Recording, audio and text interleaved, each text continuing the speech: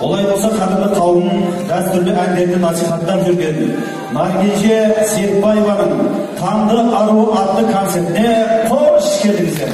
Сахнада кешіміздің кейіпкері, ерен еңбек медалінің иегері, өздеріңіздің әнші қыздарыңыз Наргиже Серікбаева.